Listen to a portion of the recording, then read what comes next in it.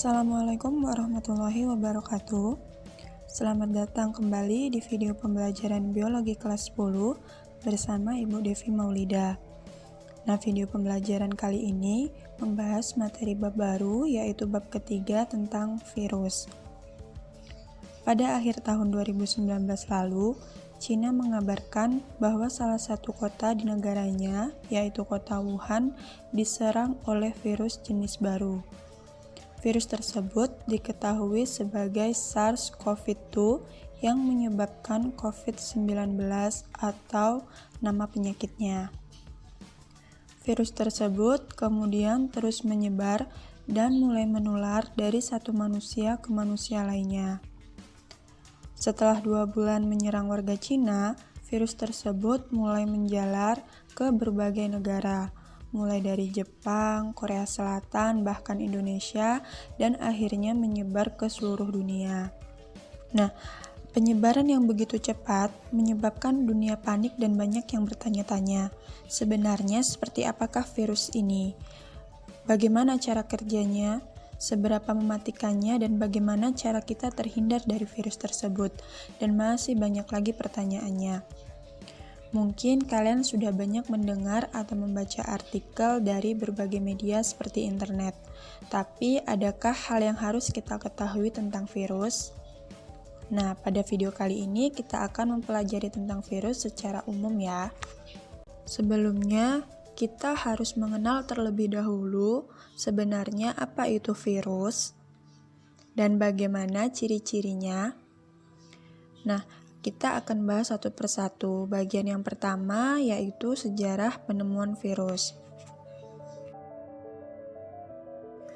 Virus berasal dari bahasa Latin yaitu virion yang berarti racun. Penelitian tentang virus pertama kali dilakukan pada tahun 1883 oleh Adolf Meyer, seorang ilmuwan dari Jerman. Ia menemukan bintik-bintik kuning pada daun tembakau. Setelah diteliti, ternyata bintik-bintik tersebut disebabkan oleh penyakit mozaik yang menular. Ia mencoba menularkan penyakit tersebut pada tanaman sehat dengan menyemprotkan getah tanaman yang sakit ke tanaman yang sehat. Ternyata tanaman tersebut menjadi tertular. Selain itu, ia juga menyelidiki mikrobia pada getah tanaman yang ditulari tetapi tidak menemukan apapun. Nah, berdasarkan penelitiannya itu, ia menyimpulkan bahwa penyebab penyakit mozaik yang ditemukan pada tanaman tembakau yang ditandai dengan bintik-bintik kuning ini berupa bakteri yang berukuran sangat kecil. Pendapat Meyer ini kemudian diuji kembali pada tahun 1892 oleh Dmitri Ivanovsky, seorang ilmuwan yang berkebangsaan Rusia. Ivanovsky menyaring ekstrak daun tembakau dengan saringan bakteri agar bakteri tidak lolos dan diperoleh filtrat daun tembakau. Selanjutnya, filtrat daun tembakau disemprotkan ke daun tembakau yang sehat, dan ternyata daun tersebut tertular penyakit mozaik. Nah, sama halnya dengan Meyer, Ivanovsky juga berkesimpulan bahwa penyebab penyakit mozaik pada tanaman tembakau adalah bakteri yang berukuran sangat kecil. Nah, kemudian pada tahun 1935, ilmuwan Amerika Serikat yaitu W.M. Stanley berhasil mengisolasi dan mengkristalkan virus penyebab mozaik pada daun tembakau. Stanley memberi nama virus tersebut dengan nama Tobacco Mosaic Virus atau TMV. Keberhasilan Stanley ini berhasil mendorong semakin berkembangnya cabang biologi yang mempelajari tentang virus atau virologi. Nah, demikianlah sejarah penemuan virus pertama kali. Baiklah, bagian yang kedua yang akan kita bahas adalah ciri-ciri virus. Yang pertama, sifat-sifat virus. Hingga saat ini, penggolongan virus sebagai benda hidup atau benda tak hidup masih belum pasti. Virus disebut sebagai makhluk hidup karena mampu melakukan perbanyakan diri. Adapun virus disebut sebagai makhluk tidak hidup karena beberapa alasan berikut. Yang pertama, virus bukan berupa sel atau aseluler. Nah, suatu benda dikatakan hidup jika terdiri atas sel, sedangkan virus tidak terdiri atas sel. Selain itu, virus tidak melakukan metabolisme dan sangat tergantung pada inangnya untuk tetap hidup. Kemudian yang kedua, virus hanya dapat memperbanyak diri dalam tubuh makhluk hidup. Virus dapat hidup hanya di dalam sel hidup. Yang ketiga yaitu virus hanya terdiri atas satu jenis asam nukleat, yaitu DNA saja atau RNA saja. Yang keempat, virus dapat dikristalkan, sehingga menunjukkan ciri mineral daripada ciri kehidupan. Yang kelima, virus memiliki ukuran yang sangat kecil, antara 20 sampai 300 nanometer. Hanya bisa diamati dengan mikroskop elektron dengan pembesaran 30.000 kali. Oleh karena itu, tanpa bantuan mikroskop elektron, kita tidak dapat melihat virus dan hanya dapat merasakan jika tiba-tiba tubuh kita sakit karena serangan dari virus. Bagian yang B yaitu bentuk-bentuk virus.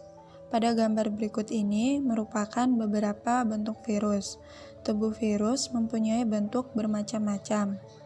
Jika diamati dengan mikroskop elektron, bentuk-bentuk virus adalah sebagai berikut.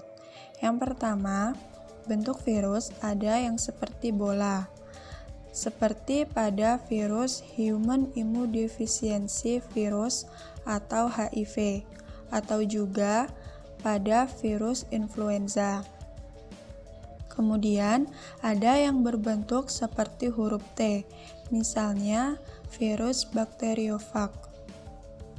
Kemudian, ada bentuk virus polihedral atau persegi banyak, seperti contohnya adenovirus. Kemudian, ada yang berbentuk batang, misalnya contohnya seperti tobacco mosaic virus. Dan yang terakhir ada yang berbentuk seperti benang atau filamen. Contohnya itu seperti Ebola virus. Nah, inilah beberapa bentuk dari virus jika diamati dengan menggunakan mikroskop elektron. Oke, selanjutnya bagian yang C yaitu struktur tubuh virus. Virus tidak memiliki bagian-bagian penyusun sel, seperti sitoplasma dan organel. Selain itu, virus juga tidak melakukan metabolisme, sehingga virus tidak dapat dikatakan sebagai sel. Apabila virus berada di luar sel hospes atau sel inangnya, virus hanya berupa partikel biasa yang disebut virion. Berikut adalah susunan tubuh virus. Nah, sebagai contoh, kita ambil virus bakteriofag dan virus jenis influenza. Bisa dilihat pada gambar, kita mulai dari bagian kepala. Pada bagian kepala, baik virus bakteriofag maupun virus influenza dilindungi oleh kapsid atau selubung protein. Kapsid itu merupakan selubung terluar virus yang tersusun dari banyak protein. Kemudian, di dalam kapsid berisi asam nukleat. Asam nukleat merupakan penyusun genom atau kumpulan sel yang berfungsi sebagai informasi genetik pada saat replikasi atau penggandaan. Pada bakteriofag, asam nukleat berupa DNA, dan pada virus influenza, asam nukleat berupa RNA. Kemudian bagian leher. Bagian leher ini berfungsi untuk menghubungkan kepala dan ekor.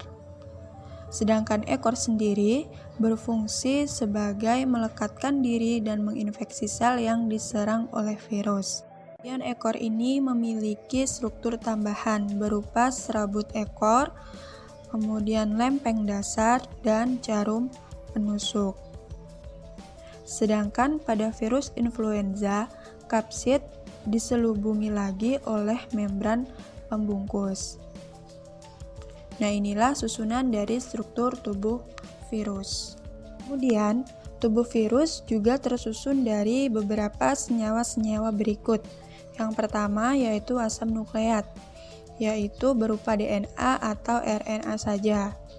Kemudian yang kedua protein, komponen utama penyusun kapsid. Yang ketiga lipid. Nah, terdapat beberapa virus dalam bentuk fosfolipid, glikolipid, asam lemak, kolesterol, dan lemak alami lainnya. Kemudian karbohidrat dalam bentuk ribosa atau deoksiribosa dalam asam nukleat. Nah, demikianlah materi sejarah penemuan virus dan ciri-ciri virus. Pembahasan selanjutnya akan dibahas pada video pembelajaran berikutnya. Nah, tugas kalian untuk minggu ini adalah tugas kelompok. Jadi, buatlah kelompok yang terdiri dari 6 orang dalam satu kelompoknya. Dan tugasnya itu buatlah poster kampanye pencegahan penularan virus corona yang menarik dan sekreatif mungkin. Nah, gambar poster itu dibuat di media kertas karton yang berukuran dengan lebar 28 cm dan panjang 43 cm. Kemudian gambar diberi warna dengan semenarik mungkin. Selanjutnya, tugas ini kumpulkan minggu depan pada pembelajaran berikutnya. Terima kasih telah menyaksikan video pembelajaran ini. Ibu akhiri, wassalamualaikum warahmatullahi wabarakatuh.